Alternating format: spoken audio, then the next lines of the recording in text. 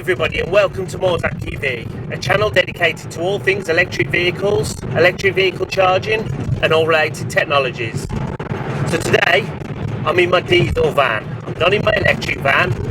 I'll explain why in a minute, but I thought this would be an interesting opportunity to see what happens when I have to go in my electric van, some of the problems that it's caused me, not just from moving back to diesel from electric, but you know, being set up in one van and moving to another, it was quite difficult, and some things you want to consider if you have to do this for your business. So roll the credits.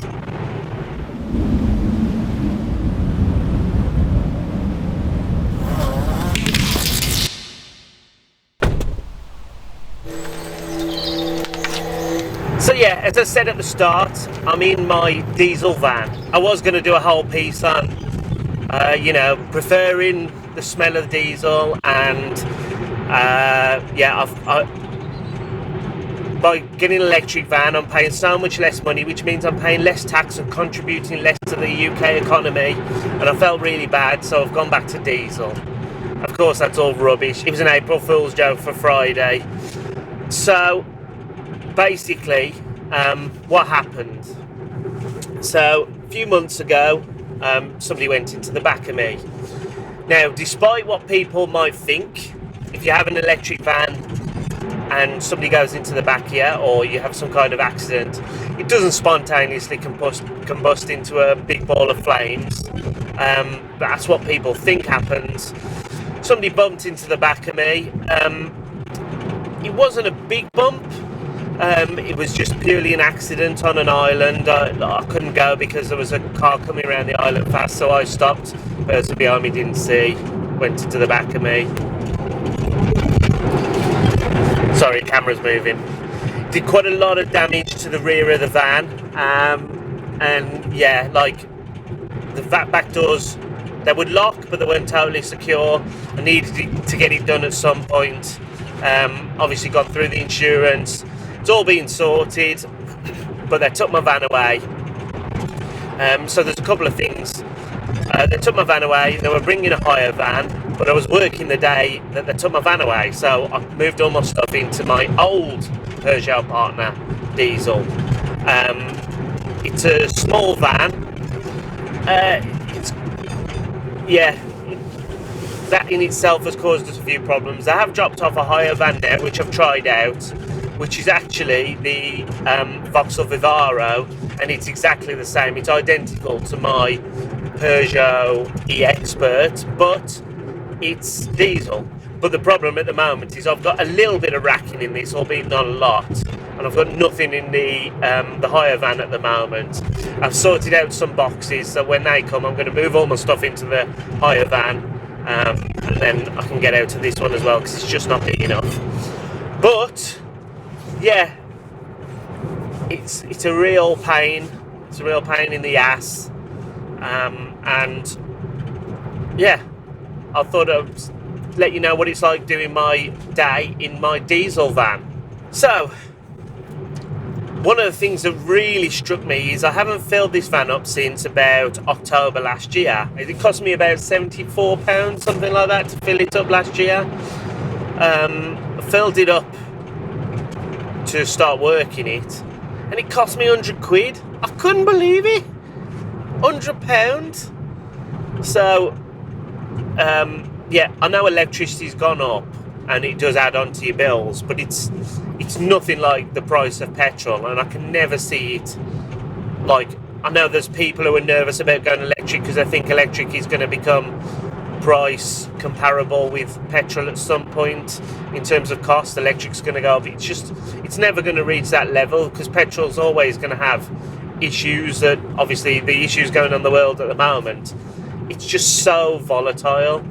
So that's the first thing I want to sort of talk about, is the price.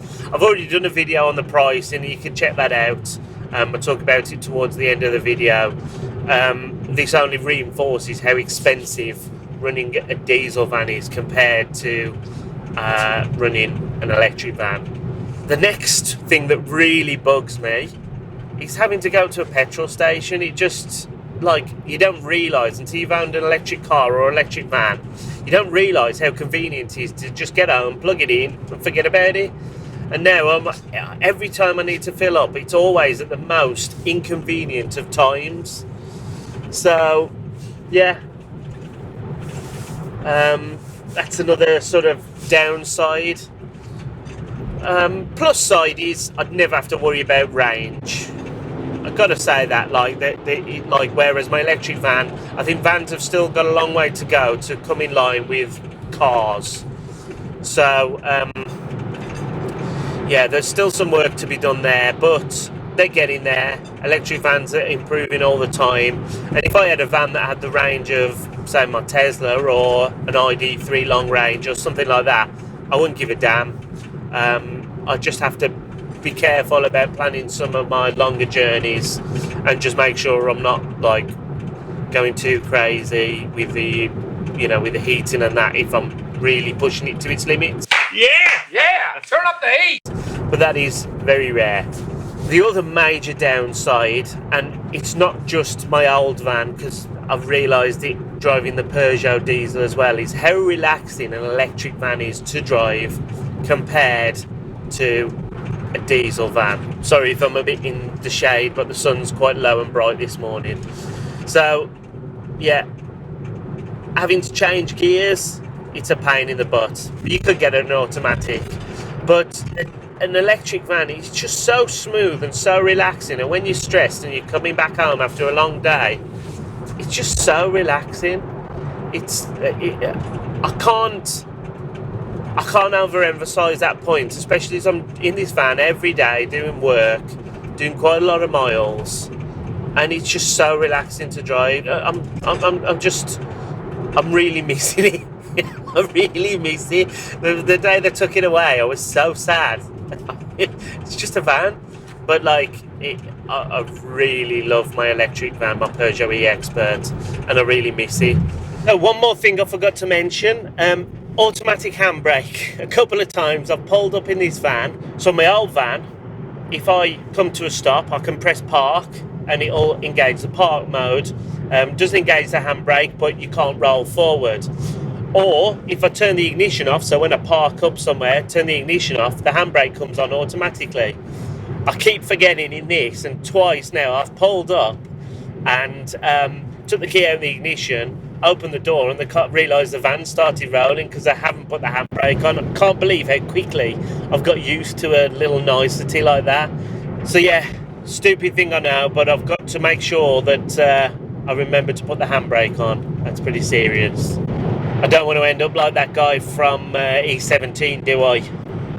Yeah, I'll give you an update later to see how we get on today.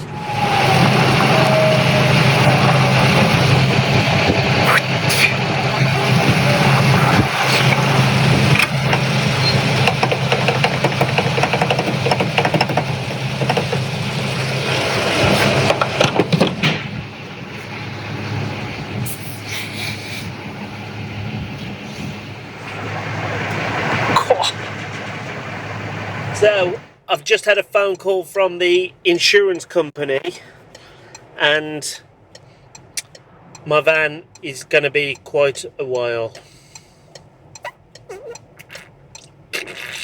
I'll need 2 new back doors, which I expected, and probably a new bumper, but he said getting the parts at the moment is a nightmare. That was the word he used, nightmare. So I don't know how long I'm going to be without my electric van. I might speak to the insurance company and see if they can hire me an electric van, but because I've got a general van policy rather than an electric car policy. I know there are policies that exist out there that are dedicated to electric cars. So if you have an accident and you need a courtesy car, they give you an equivalent electric courtesy car, which is really good. But I don't know of anything that exists at the moment the same for van insurance, specifically for business van insurance. Hopefully eventually electric vans will be the norm, and people will be getting them even if they've got a diesel van. They'll get an electric van as a courtesy car and stuff like that, but we're not there yet. So It's not good news, so I thought I'd pull over, just make a quick video. So, just to summarise, petrol and diesel sucks. Petrol and diesel sucks. This whole experience is making me want my electric van back a lot more. And I'm not just saying that like for the video, and I'm not just saying it because I install EV charge points and other related technologies. I really do feel like it's a step backwards coming back to this van. It's not very nice. So today happens to be the last day of the EVHS, and we've just completed our last EVHS install. So a couple of things I want to say. A big thank you to everybody who we've installed for under the EVHS. It's been a pleasure. We've not had one bad experience, not one bad customer. You're all wonderful, and it's been a great sort of process going from the early days and the technology changing and us learning things along the way.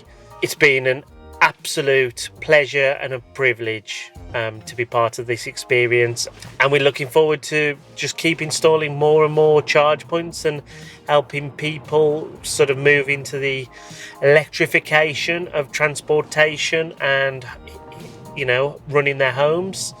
So I hope that video was a little bit interesting. Hope it was useful. If it was, give us a cheeky thumbs up on that like button. It really does help the channel grow.